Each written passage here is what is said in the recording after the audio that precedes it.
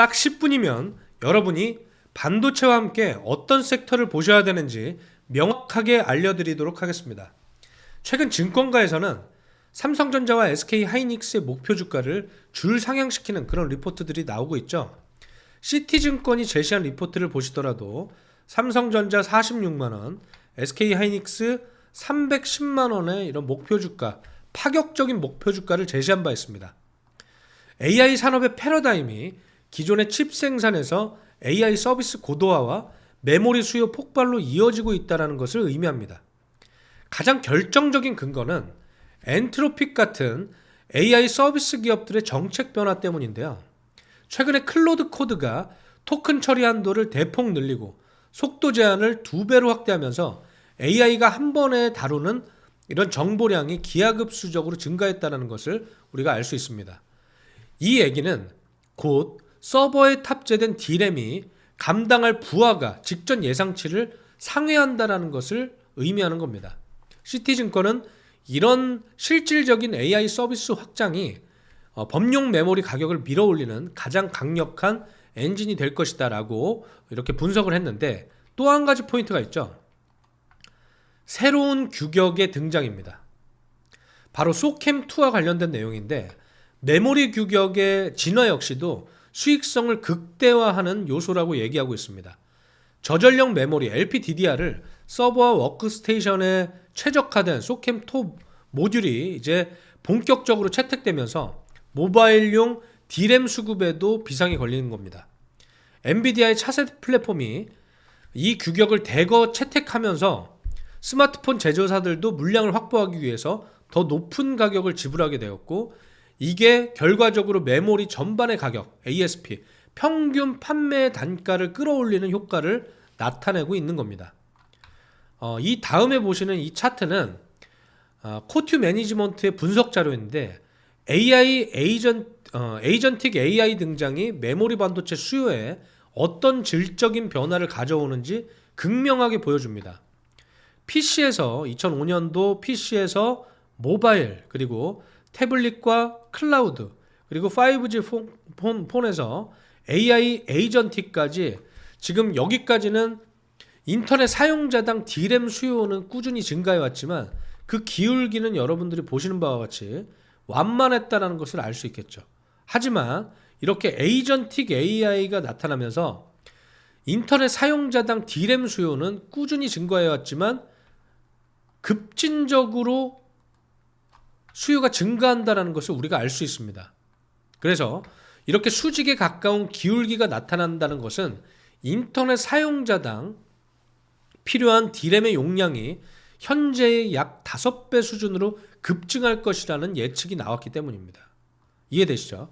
자, 여기에서 26년 하반기 가격과 물량의 동반 질주가 나타날 수 있다는 의견을 제시했는데, 증권가에서는 시장의 피크아웃, 고점을 통과되는 이런 우려들을 정면으로 반박하면서 지금 26년 하반기에도 상승세가 가팔라질 것을 전망을 했습니다.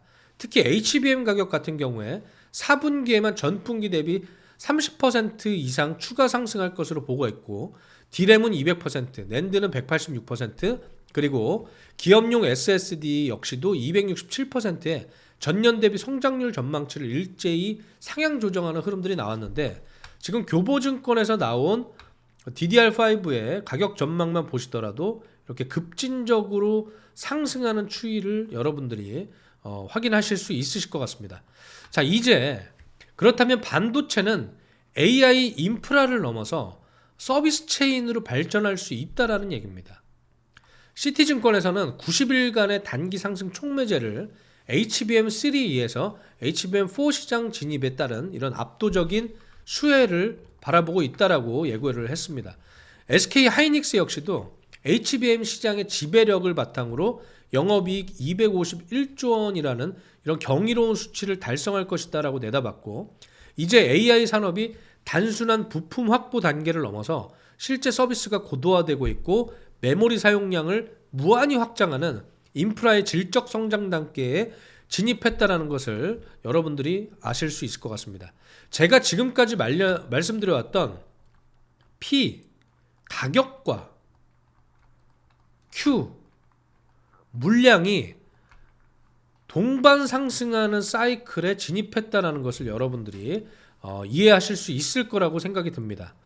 여기에 SK하이닉스의 ADR 상장은 글로벌 자금을 한국 시장으로 끌어들이는 강력한 수급의 방점이 될 것이다 라고 보고 있습니다.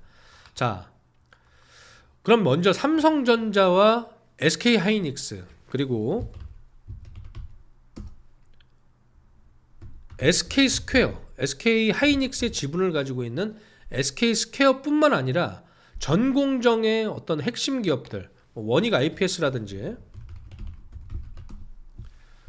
전공정 증착 장비인데 오늘 시장이 눌리면서 반도체 장비 소재 부품단에서 단기 변동성을 만들었지만 27년 ESSD 수요 대응을 위해서 장비 투자의 어떤 직접적인 수혜를 받게 되는 흐름들이 나올 수 있다라고 저는 보고 있고, 최근에 삼성전자 P5 팹에서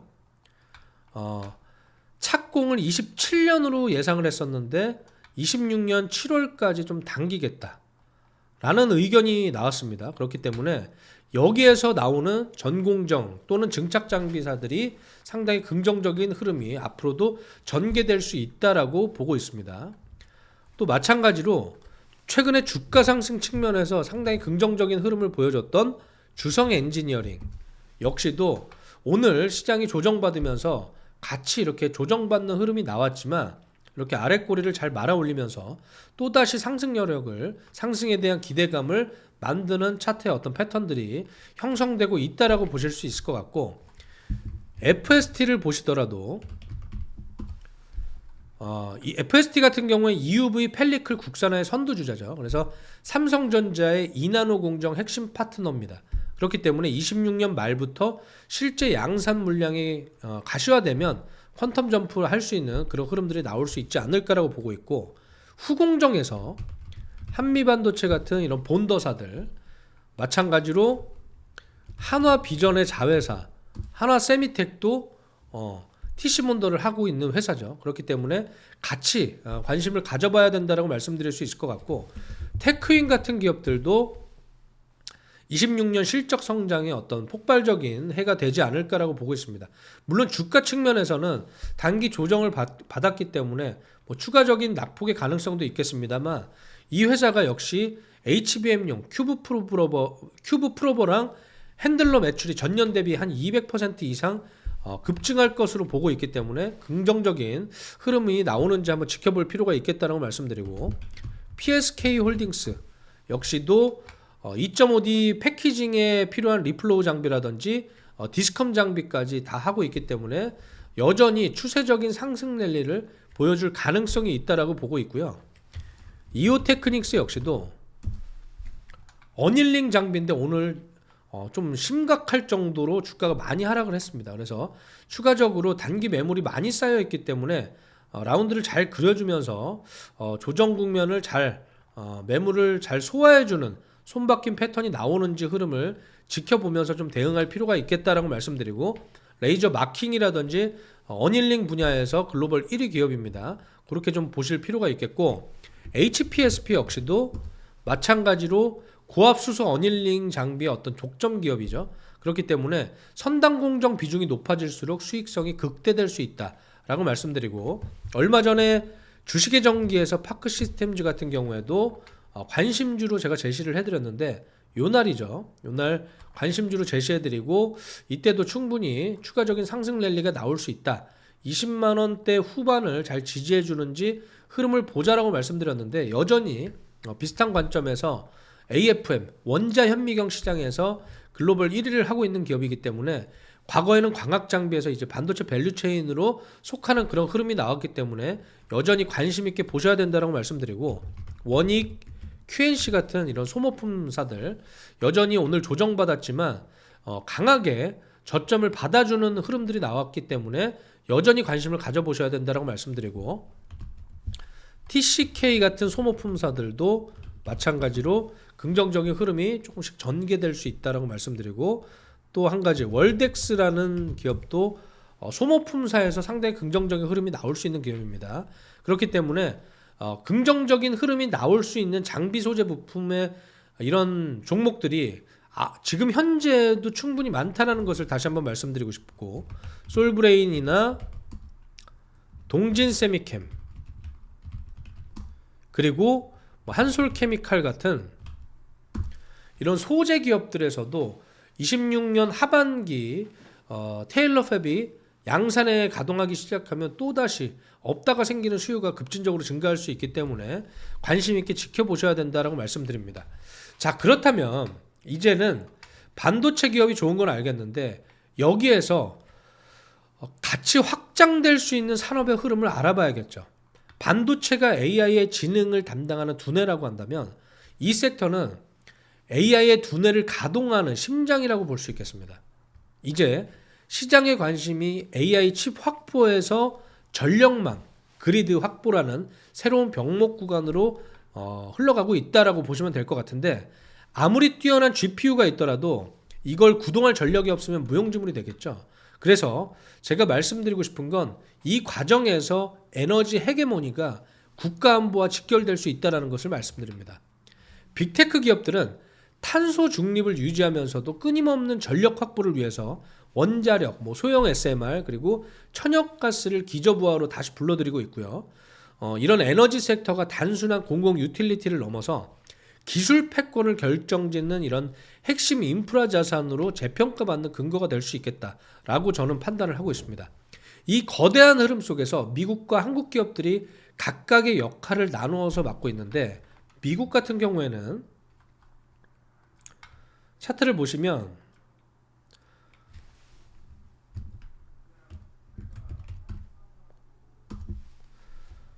컨스텔레이션 에너지라든지 비스트라 에너지 같은 이런 기업들도 현재 단기적으로는 이런 흐름들을 보이고 있지만 장기적인 추세 관점에서는 아직 여전히 강세의 흐름을 유지하고 있습니다. 그리고 비스트라 에너지 같은 기업들도 자 보시면 비스트라 에너지 같은 기업들도 상승 추세 이후에 단기적인 이런 눌림에서 바닥 국면을 잘 지지해주고 있는 흐름이 나오고 있죠. 그렇기 때문에 여전히 이런 흐름들이 나올 수 있다고 말씀드리고, 또 특히 퍼스트 솔라 같은